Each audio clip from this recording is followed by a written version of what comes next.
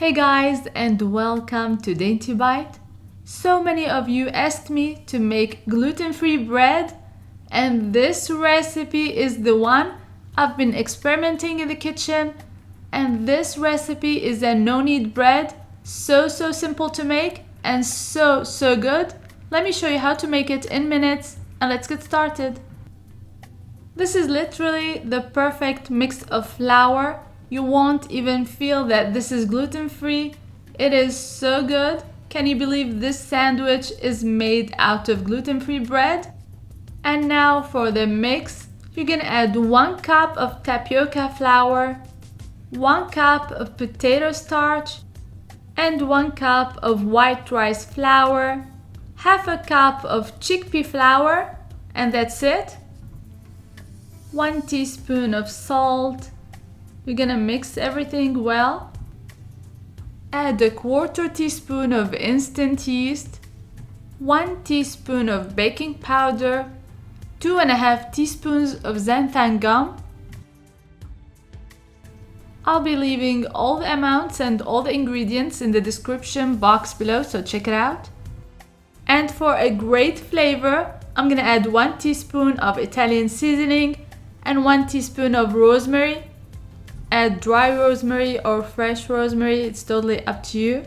And you can choose to skip this step if you don't like to add anything. Now for the wet ingredients, you're gonna need 1.5 cups of hot tap water. Make sure the water is hot. To that, I'm gonna add half a tablespoon of white vinegar, half a tablespoon of honey. Add the wet to the dry and mix until combined. The dough should be wet and shaggy. You're gonna just mix until everything comes together. No kneading is required, just mix with the wooden spoon. I'm using my hand here just to make sure everything is well mixed in. I'm gonna cover it and let it rest for 6 hours. 6 hours later, the dough is looking perfect. The first thing I'm gonna do is preheat the oven to 450 degrees Fahrenheit and place a Dutch oven inside of it. Of course, keep the Dutch oven or the pot, the cast iron pot, closed and place it in the oven. I want it to become very hot. And now for the dough, I don't mess with it too much. I shape it gently like a ball. I don't want to deflate the dough or use any additional flour. Just place it on top of the parchment paper, and I'm gonna add everything but the bagel sesame seasoning blend. This has sea salt, garlic, onion, sesame. It has a nice flavor. I'm gonna cover it until the temperature of the oven reaches 450 degrees Fahrenheit with the Dutch oven inside.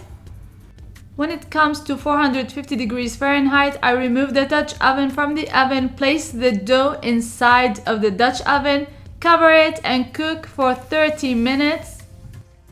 30 minutes later, I remove from the oven, uncover, and put it back in the oven for another 15 to 20 minutes.